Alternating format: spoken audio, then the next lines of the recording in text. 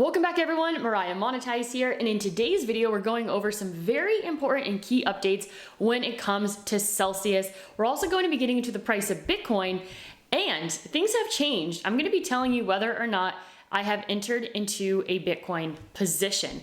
So I want to give a shout out to Aaron Bennett for summarizing kind of what's been going down when it comes to the judge, his ruling around Celsius. So we have some current possibilities, and also there was the big news that came out that basically the judge ruled that the estate owns the funds that Celsius currently has and that we technically don't own them, but it's not as bad as it sounds. We'll be getting into that today. So a plan for the Celsius reorganization. If Celsius is going to present a plan for a reorganized company, then they'll need funds to do so. The judge believes that a reorg is one of the only ways customers could be made 100% whole. So this would protect creditors from equity holders. And if the terms of service are voided, which is giving title of the assets to the customers would do, then over $1 billion from the equity investors could dilute the creditor's stake in the company. Thus, we as customers would be getting less money back. It will also allow everyone to get an equitable distribution. If the coins belonged to the creditors, they would get paid out in kind. Then the percentage of a certain coin Celsius has would determine the percentage of someone's haircut. So for example, like Celsius might not be holding as much of a certain coin, so you could be at a huge disadvantage in that case if, let's say for example, it was like XRP that you're holding in your Celsius account, and they might have less XRP or like more Bitcoin, and you could be completely screwed if you had maybe altcoins that they don't have as many of. So kind of create like an imbalance there. So important, all spending besides the mined Bitcoin must be approved by the court. Celsius can't just spend willy-nilly. That's good. Finally, it's important to remember that this does not mean that everyone in earn will get $0 back. Another thing to consider is that I believe, it's a mining company basically has threatened to turn off mining rigs that Celsius owns, because I think it's costing this company, why do I want to say it's Genesis Mining, but I'm not 100% sure on that. Anyways, it's costing like almost $30 million, I think a day to run Celsius, their mining rig. So those are potentially going to be turned off. The bad news there is that was basically a revenue generating situation that could help us get all of our funds back, but it's a little bit unclear how that's going to turn out. Celsius claimed that it would take 18-wheel trucks and 30 days to move basically all of those mining rigs. So more to come there.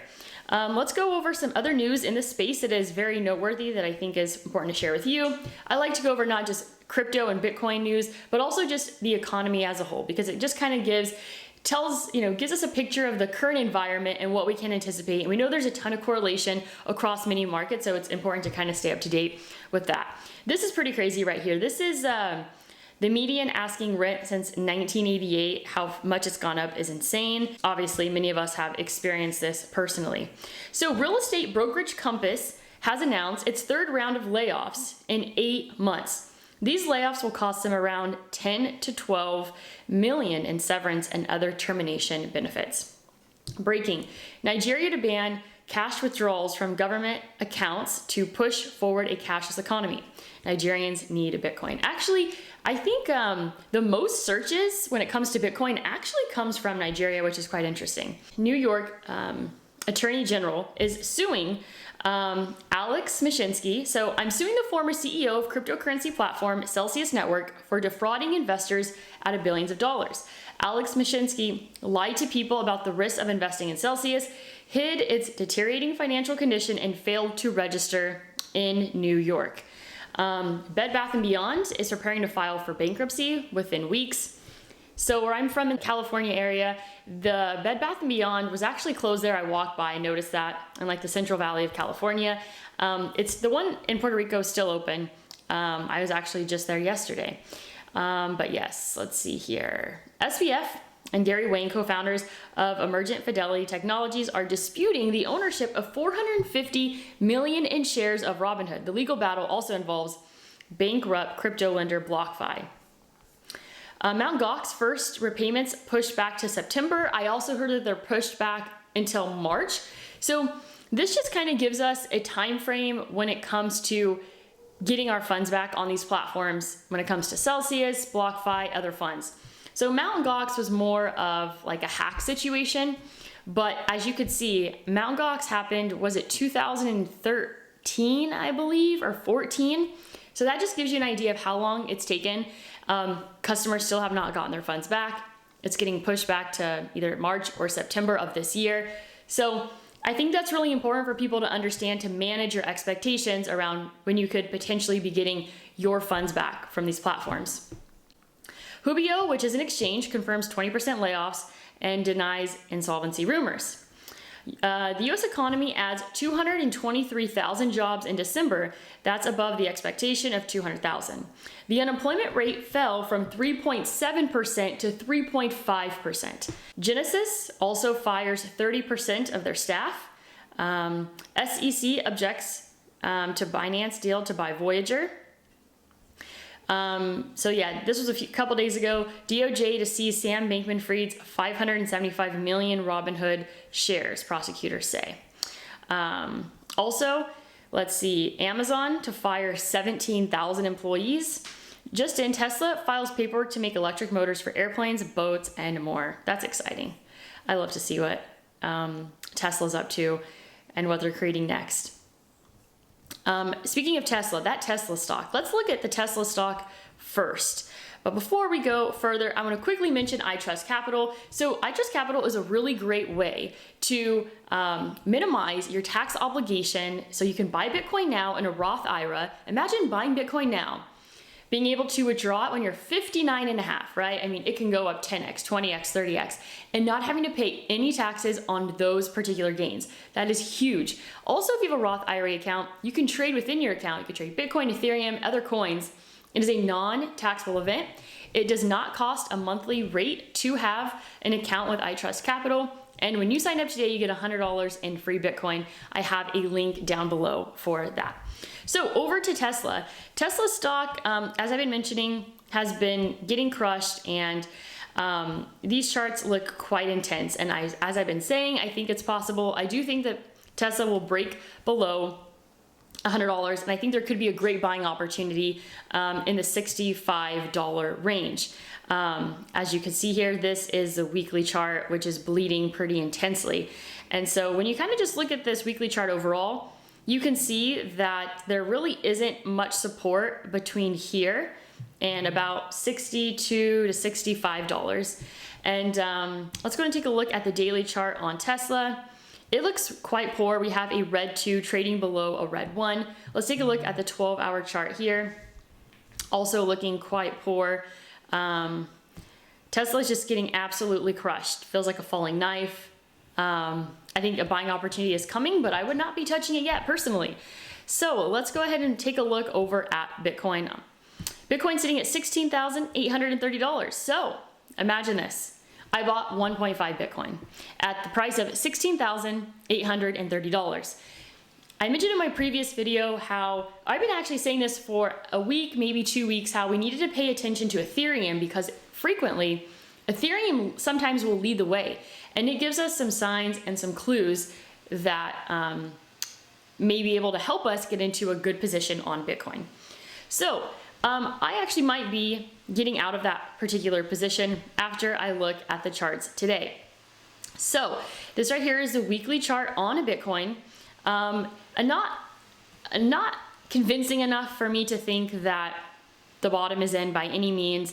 As you can see, Bitcoin is having a hard time getting over this 50 DMA. I'm paying very close attention to this green moving average crossing over the red. It's going to be so key in getting back in on Bitcoin. So this right here is the daily chart. Daily chart looks not that great, to be honest with you, because I wanted to see Bitcoin get above the high of this candle right here, which is 17,000.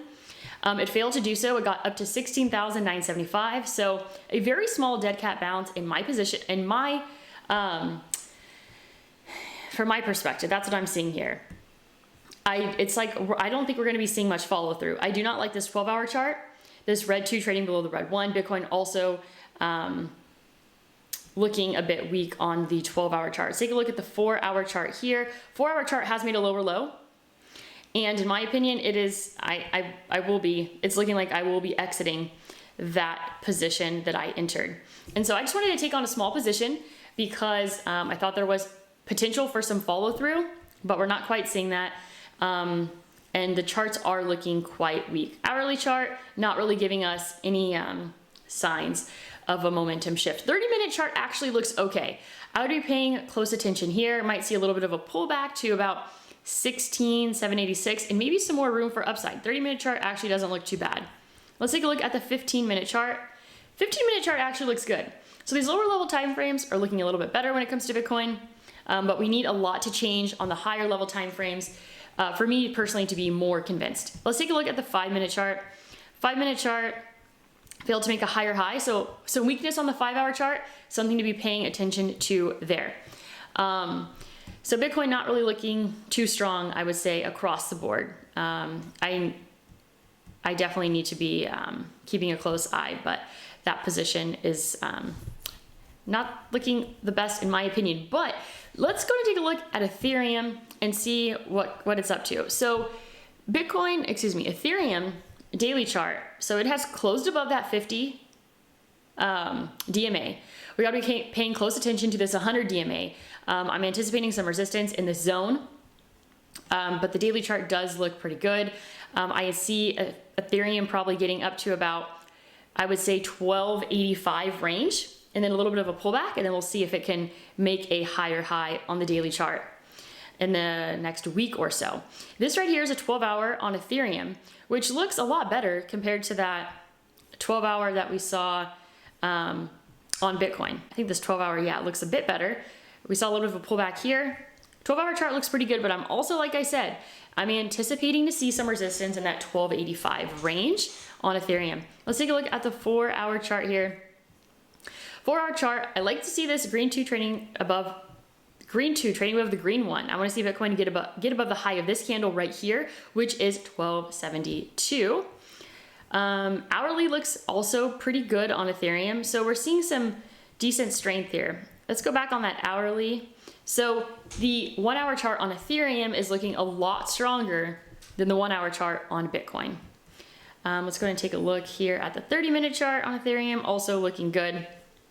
So we have Coinbase stock sitting at 32.43, Litecoin sitting at 75.51. Let's see here. We have DOT sitting at 466, Link sitting at 565. Let's see here. What else do we got? We have XRP sitting at 33 cents. So yeah, that's kind of what we're seeing there.